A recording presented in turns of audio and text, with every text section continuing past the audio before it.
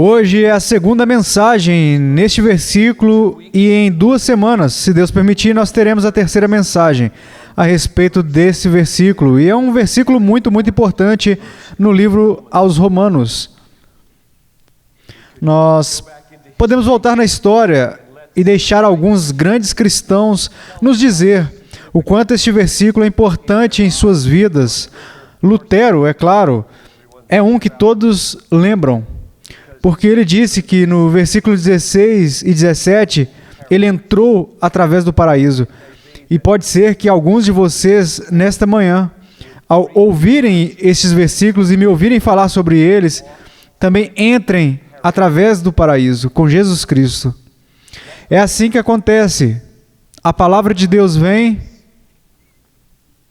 o Espírito Santo acende como um fogo e uma luz no coração.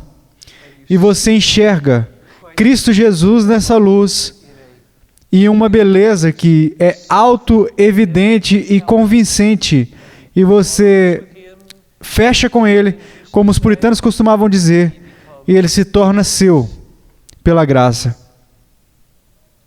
Então, que o Senhor possa fazer este versículo uma porta para o paraíso para alguns e um poder sustentador para todos. Eu não me envergonho do Evangelho, pois é o poder de Deus para a salvação, para todo aquele que crê. Primeiro para o judeu e também para o grego. Senhor, eu peço pela Tua ajuda agora, para que não seja eu que venha falar, mas Cristo, que vive em mim, falando. Em seu nome eu oro. Amém. Na última semana, eu foquei nas palavras, eu não me envergonho do Evangelho. Foi uma frase adequada antes de irmos para as ruas. Uma frase adequada. Uma das razões é esta. E foi um dos meus pontos na última semana. Existe uma diferença entre ser envergonhado por causa do Evangelho e sentir vergonha do Evangelho. Agora, foi meu ponto principal na última semana. Se você é um cristão fiel, você será envergonhado por causa do Evangelho. Ou seja, as pessoas irão vir e se levantarão contra você para te envergonhar.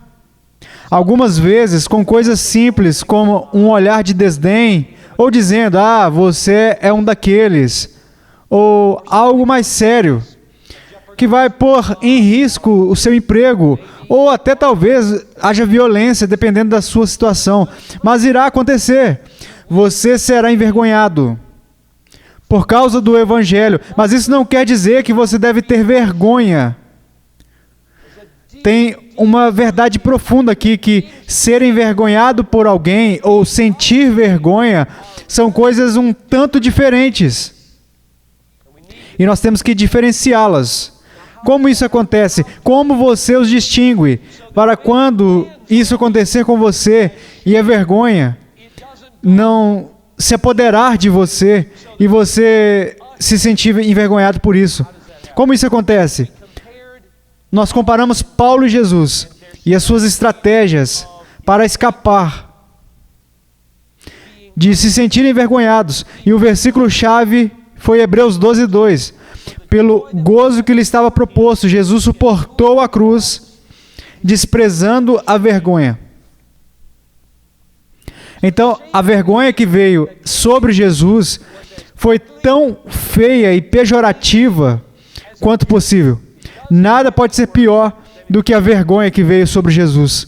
E ele foi tentado no Getsemane, por exemplo, e em outros lugares, de jogar a toalha e desistir. Eu não preciso dessa dor, não foi a minha culpa que trouxe tudo isso sobre mim. Então agora eu vou chamar 12 legiões de anjos para queimar todas essas pessoas, como eu faria com aqueles garotos que estavam caçoando dele. E ele não fez isso. Por que não fez? Como ele manteve o amor por aqueles que zombavam dele. E a resposta foi, pelo gozo que lhe foi proposto.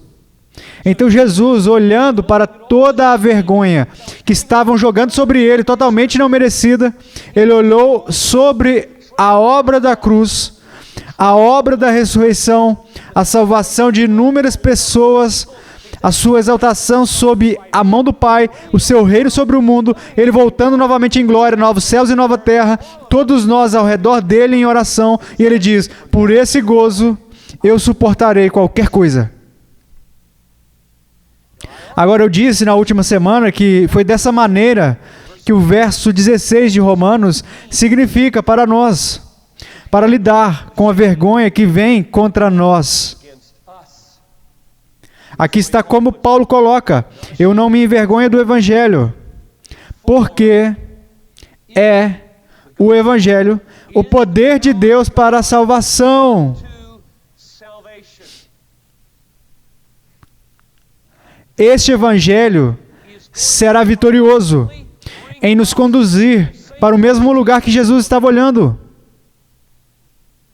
na salvação. E é assim que você triunfa sobre a vergonha. E eu roguei a vocês na semana passada para não fazer de outra maneira, ou seja, não ajustar o Evangelho para que ele não te traga nenhuma vergonha. E é possível fazer isso. Você pode distorcer o Evangelho para que ninguém se ofenda. Você pode pegar 1 Coríntios 1,18 e tirar do contexto da Bíblia. A palavra da cruz é loucura para aqueles que estão perecendo, mas para aqueles que estão sendo salvos é o poder de Deus. É assim que a Bíblia diz que sempre será. Haverá divisão. Você fala sobre Jesus Cristo e proclama a sua obra de salvação através da morte e da ressurreição, e as ovelhas e os bodes serão divididos entre crentes e incrédulos, entre aqueles que irão te envergonhar e aqueles que não. Se você ficar ofendido pela vergonha e não quiser essa vergonha, você pode ir para casa e fazer a sua lição e descobrir maneiras de dizer sem que ofenda a ninguém. E eu digo que nos anos 90 é diferente dos anos 60.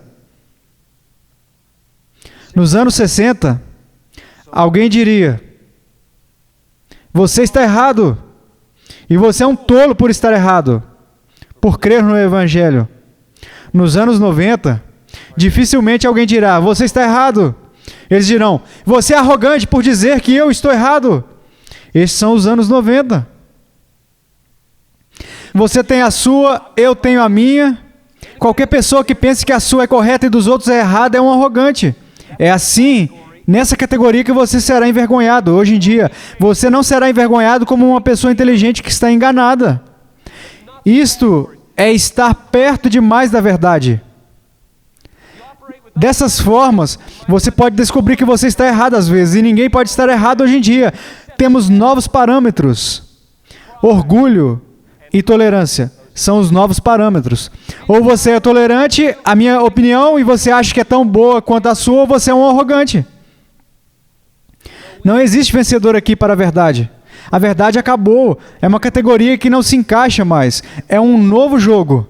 Então, se você quiser ser fiel ao Evangelho hoje em dia, que diz que só Ele é o poder de Deus para a salvação, se prepare para ser chamado de arrogante. E se você não suportar isso, você irá para casa e nunca mais falará, porque você sabe que ser arrogante é errado. E você está fazendo as pessoas pensarem que falar do Evangelho é arrogante, então você está enganando as pessoas e deve se calar.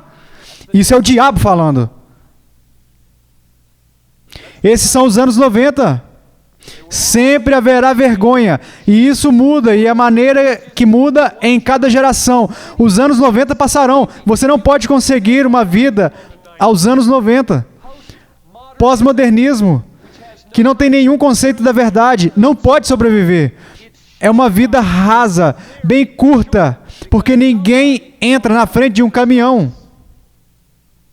Caminhões são reais. Existe verdade no mundo, acreditem, e todo mundo sabe disso. E todo mundo sabe disso. Somente acadêmicos que não têm que ensinar no meio de estradas que não acreditam na verdade. E não vai demorar. Os estudantes que tentarem vivenciar isso irão falhar miseravelmente. Então, em muito pouco tempo, estes velhos... Eu estou tentando nomeá-los de uma maneira que eu não deveria, então eu não vou. Essas pessoas passarão. E as novas formas de te envergonhar irão surgir. E você precisará ter seus pés no chão para toda nova geração. Da vergonha que virá sobre você. E é isso que falaremos hoje. Falaremos sobre as palavras. Pois é o poder de Deus para salvação. Para a salvação de todo aquele que crê. Eu tenho uma pergunta para fazer. Eu vou tentar me controlar aqui. Apenas uma pergunta. Eu vou perguntar a respeito desse versículo hoje. O que é esta salvação? E no processo de responder o que é essa salvação, nós também iremos responder a pergunta: como que crer está relacionado com isso? A pergunta que eu não estou perguntando e que deve ser feita, e portanto será perguntada: como o Evangelho se torna o poder para a salvação? A razão de eu não perguntar sobre isso hoje é porque a resposta está no versículo 17. O Evangelho é o poder de Deus para a salvação de todo aquele que crê. Porque nele a justiça de Deus está revelada. Essa é a resposta da pergunta. Como o Evangelho se torna o poder que conduz à salvação? Eu vou deixar isso para o dia 9 de agosto. Porque a última mensagem que eu irei pregar sobre o verso 16 será no dia 4 de julho. Então eu vou sair de férias por 4 semanas. E nós iremos voltar de onde paramos. Agora,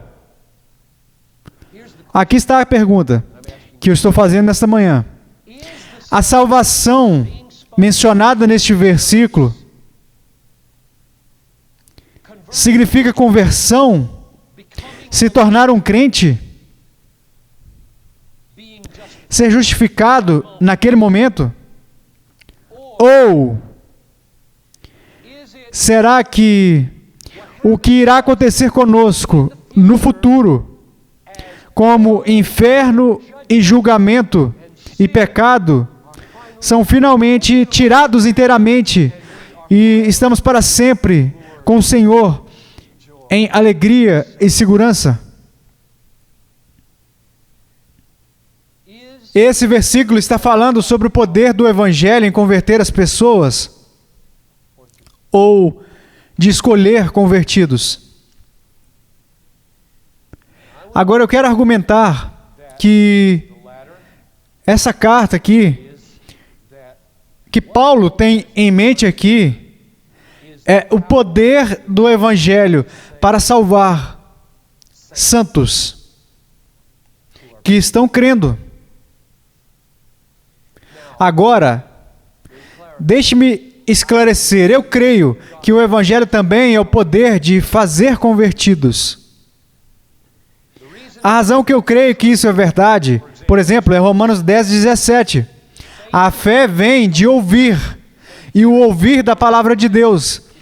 Se alguém aqui é um crente, você se tornou um crente por causa do poder do Evangelho de entrar no seu coração incrédulo e fazer conhecer a luz da glória de Deus na face de Cristo. Então, ele pode ser convincente e atraente para você, e você o aceita como seu Salvador e Senhor. É assim que você é salvo.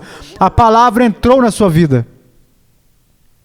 Ou, outra razão está em 1 Pedro 1:23.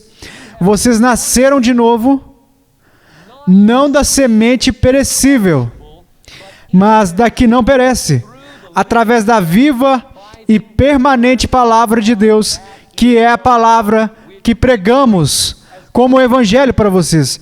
Ninguém aqui nasceu de novo de nenhuma outra semente ou agente a não ser o evangelho.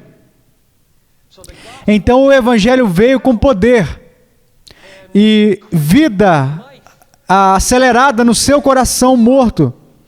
E você aceitou Jesus como seu Senhor e Salvador. É dessa maneira que todos os que estão salvos foram salvos. E Efésios 2:8 chama este evento de salvação. Efésios 2:8, pela graça sois salvos, por intermédio da fé. Isso não vem de vós, é dom de Deus. Não vem das obras para que ninguém se glorie. Então, eu não estou negando que o Evangelho é o poder pelo qual Deus converte pessoas, transforma incrédulos em crentes, conduz eles ao relacionamento com Cristo, imputa a eles a justiça de Cristo, coloca os pecados deles sobre Cristo, e essa maravilhosa troca resulta em ser justificado, ou salvo, absolvido, livre da culpa. Eu não acho que é isso que o verso 16 está se referindo. E no restante do sermão, haverá 4 razões. Porque eu penso que, ao invés disso, a palavra salvação e o poder do Evangelho para a salvação se refere ao triunfo do Evangelho na vida dos crentes, para trazer eles, para tirar deles a imperfeição em eterno relacionamento com Deus, de segurança e alegria, para sempre, sempre e sempre. Portanto, o Evangelho é para os crentes, assim como para os descrentes. Razão número 1. Eu acredito que esse é o caso no versículo 16, porque é dado como um argumento do porquê nós não devemos nos envergonhar. Eu imagino nisso, sim, e digo para mim mesmo: eu não me envergonho do Evangelho, pois aqui é a razão que Paulo dá. É o poder de Deus para a salvação.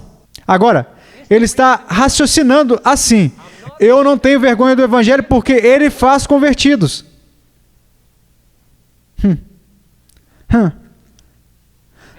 E o que me desmotiva a pensar dessa maneira é: todas as religiões convertem pessoas.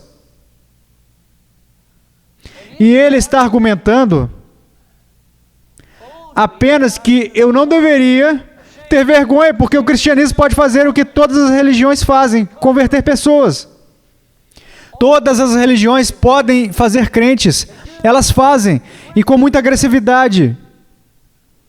Então ele está apenas dizendo: nós não temos que nos envergonhar, porque o Evangelho pode converter como qualquer outra religião faz. Então eu me lembro do último sermão, onde eu fiz a conexão entre Jesus e Paulo. E Jesus venceu a vergonha, olhando através da alegria que lhe estava proposta do outro lado da morte e do sofrimento. E assim é da mesma forma com Paulo. E eu voltei aqui no versículo 16 e disse: bem, o argumento aqui que tira a vergonha, e a resposta não é que o Evangelho faz convertidos, mas é que o Evangelho traz os convertidos através do Calvário e para a morte ou o inferno, se necessário, para a glória. É por isso que nós não temos que nos envergonhar.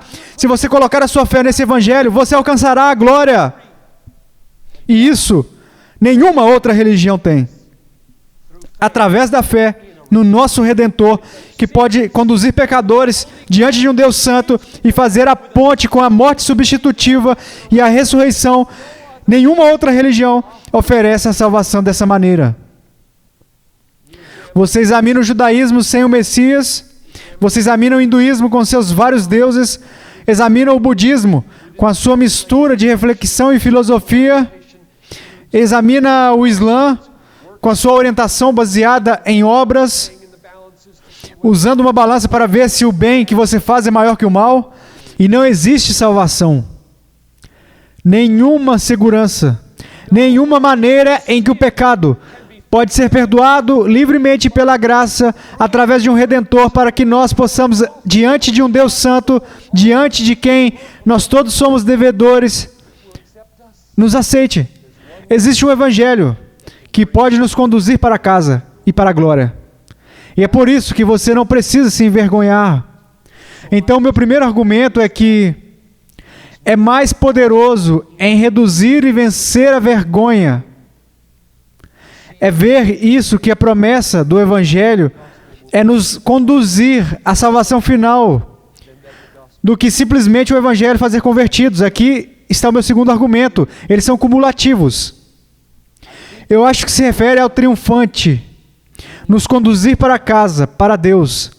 Porque em outros lugares, com Paulo e outros escritores do Novo Testamento, a frase para a salvação, ou até a salvação no grego, significa uma futura salvação. Vejamos alguns exemplos. 2 Tessalonicenses 2,13. Deus os escolheu desde o princípio para a salvação através da santificação, pelo Espírito e fé na verdade. Agora pense a respeito disso por um momento. Deus os escolheu. Ele não diz para a salvação que conduz à santificação. Ele diz que escolheu vocês para uma salvação que vem através da santificação.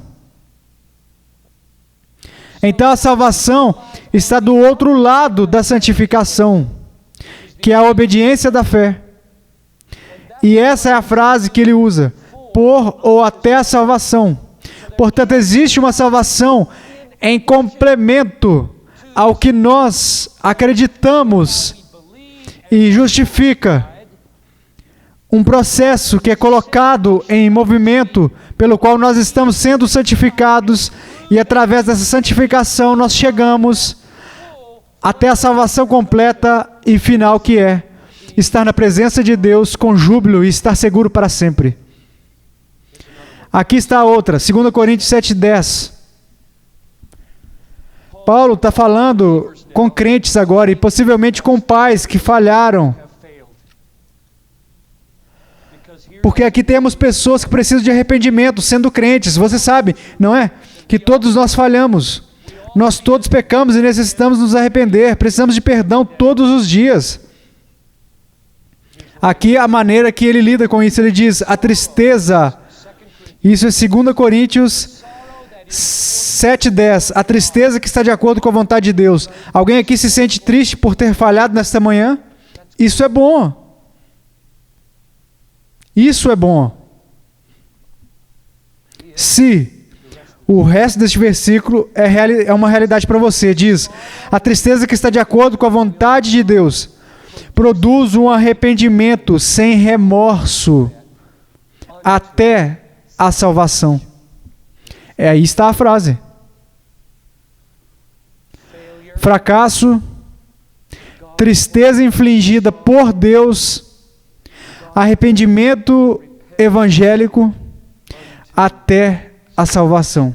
Isso é a vida, amigos, no mundo real. Alguém não sentiu isso? Isso é a vida. Fracasso, e vai acontecer antes que o dia acabe. Hoje. Tristeza. Por um momento. Não por muito tempo, nem paralisante. Tristeza. Arrependimento evangélico. E posso adicionar perdão, limpeza. Um abraço refrescante em Jesus. Mas o texto diz, até a salvação. O que quer dizer, embora você já esteja salvo pela sua fé em Jesus, você está destinado para uma salvação lá fora, que é maior, mais completa e mais grandiosa. E o Evangelho é o poder de Deus para isso, para os crentes. Aqui uma nova ilustração da mesma frase. Hebreus 9, 28. Cristo irá aparecer, sentença no futuro, uma segunda vez, para a salvação. A mesma frase. Para aqueles que estão ansiosos esperando por Ele. Jesus Cristo está voltando uma segunda vez para fazer o quê? Para salvar. 1 Pedro 1,5. Vocês estão protegidos pelo poder de Deus através da fé para a salvação. A mesma frase que Romanos 1,16 diz, para a salvação, pronta para ser revelada na última hora. É isso o que eu quero. Como eu quero isso? Vocês não querem isso? Quando você tem câncer, tantos casos de câncer nessa igreja, você não quer saber, com certeza, que quando alguma ameaça vier, quando a sua saúde acabar, quando o seu tempo se esgotar, velho ou novo, você não quer saber que existe um poder que vai me conduzir àquela grande salvação. Sem inferno, nenhum julgamento, sem arrependimentos, júbilo, sem fim, e sempre crescendo, e na presença do Todo Santo, Deus, que está sorrindo para mim e me amando para sempre. Oh, eu lhes digo que quando a morte se aproxima, nós desejamos um evangelho que seja poderoso o bastante para nos conduzir à glória um dia. Então, meu segundo argumento é a frase até a salvação, onde é usada, se referindo àquela futura glória da salvação. Meu terceiro argumento aqui. A salvação no versículo 17 de Romanos 1 é baseada, dependente ou condicionada a um contínuo crer. Crer continuamente. Não simplesmente em um ato de crer. Vemos isso cuidadosamente. Ele não diz, o Evangelho é o poder de Deus para trazer a fé e salvação. Isso é verdade, mas não é o que é dito aqui. Diz, o Evangelho é o poder de Deus para ou até a salvação, para todo aquele que crê. Ou literalmente, no tempo presente, ato contínuo, é a salvação para aquele que está crendo. Que está crendo.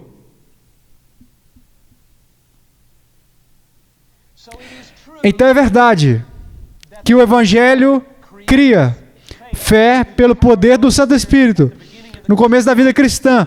Então nós estamos salvos. Isso é verdade. É a linguagem bíblica. Nós estamos salvos desde o princípio, de uma vez por todas, através da fé, e estamos justificados.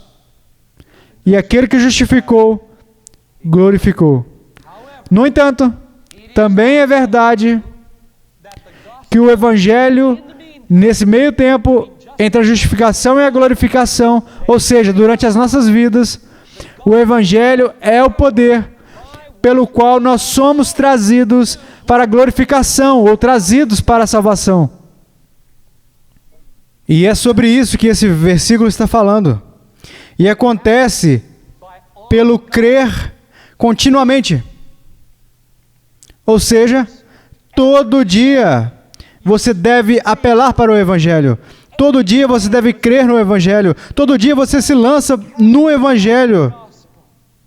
Todo dia você se alimenta do Evangelho e crê no Evangelho, descansa no Evangelho e tem esperança no Evangelho. Este é o poder dele para te trazer e te conduzir até a salvação final.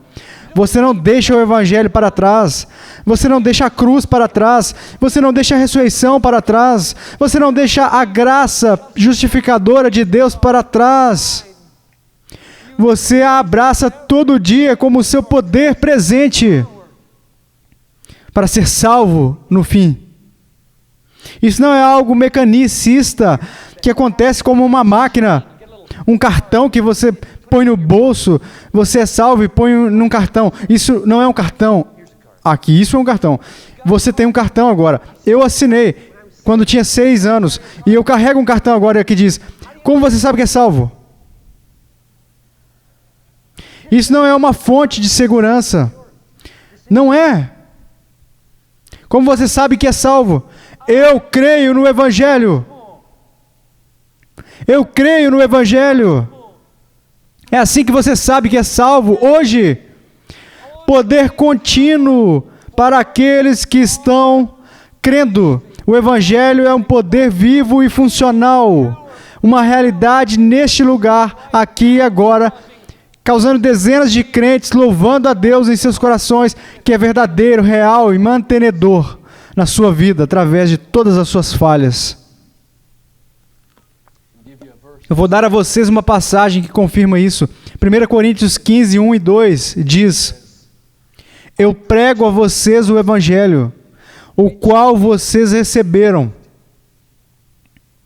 no qual vocês estão firmes, pelo qual vocês estão sendo salvos, se vocês se apegarem à palavra que eu prego a vocês, a não ser que vocês creem em vão.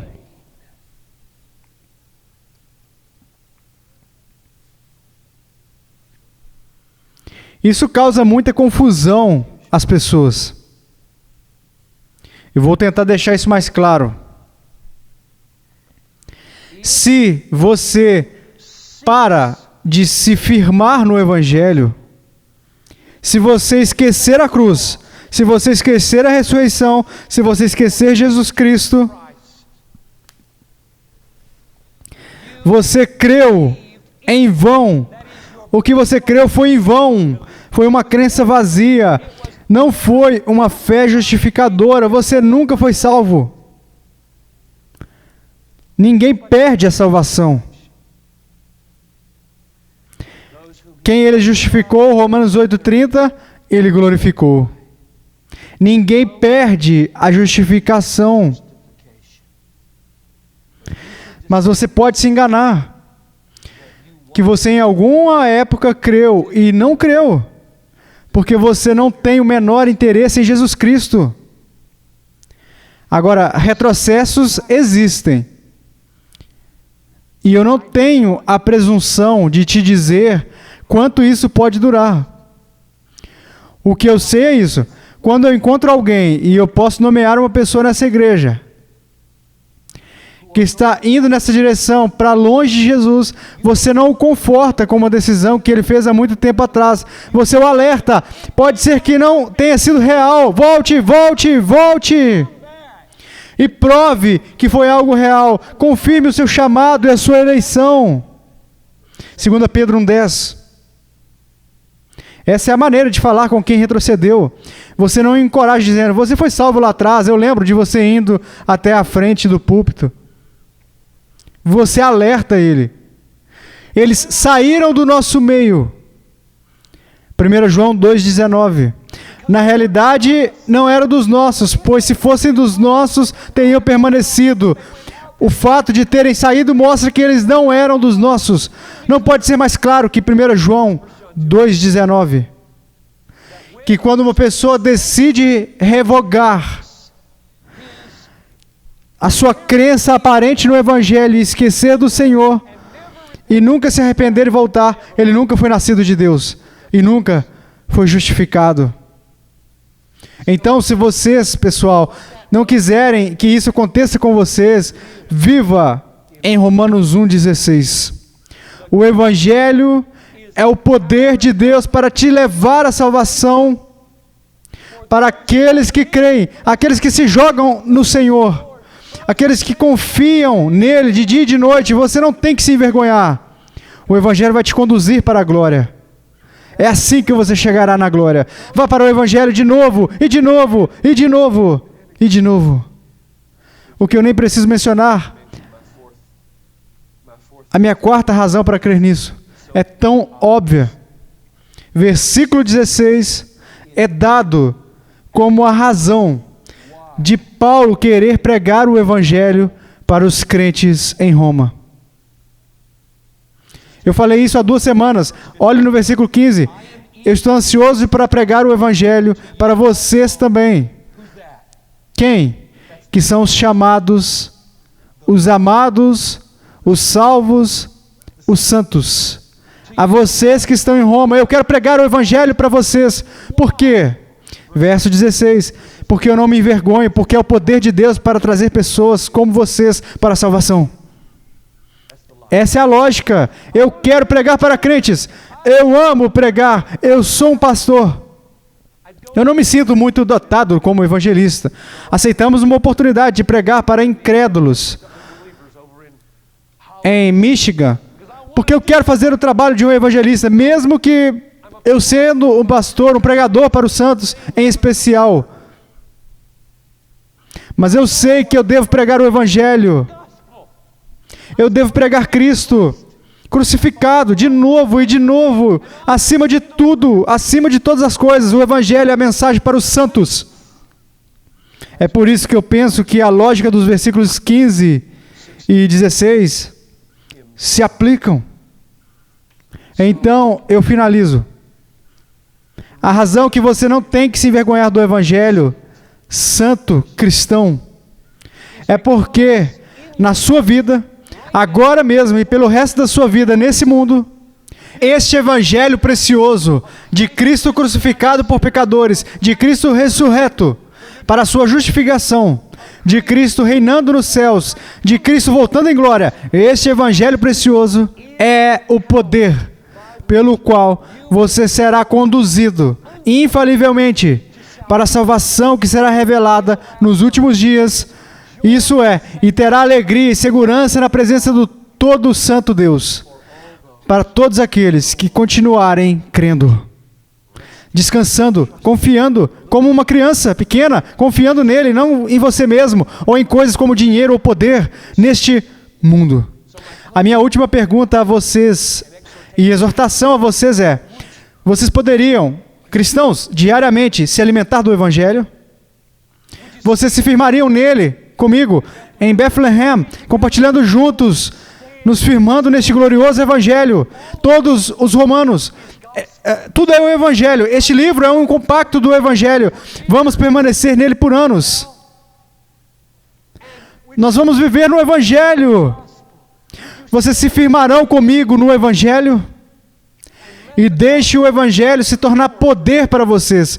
Não deixe se tornar o poder do esforço, do medo, o poder da coerção, o poder do legalismo, o poder da ansiedade. Deixe que seja o poder do descanso no evangelho, pelo qual o Espírito Santo vem e te concede poder para fazer isto, até o fim, com a obediência da fé. Deixe-me finalizar dizendo, eu cresci em um lar cristão, eu fui muito afortunado. Nós cantávamos canções evangélicas em minha casa e na igreja. E uma dessas canções foi escrita há 138 anos. Ela tem um primeiro e último versículo que eu martelei aqui ontem, que me pareceu tão relevante para este versículo. O primeiro versículo é esse. Eu amo contar a história de coisas celestiais nunca vistas do amor de Jesus e de sua glória.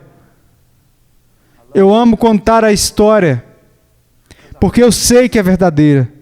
Satisfaz os meus anseios mais do que tudo. Aqui está a chave para perseverar para a salvação. O evangelho é o poder, porque satisfaz os seus anseios mais do que tudo. E o último verso, um tanto apropriado para essa mensagem. Eu amo contar a história para aqueles que melhor a conhecem, parecendo famintos e sedentos de ouvir isso, como os outros. E quando, ao ver a glória, eu cantarei uma nova canção de uma velha história que eu amei por tanto tempo.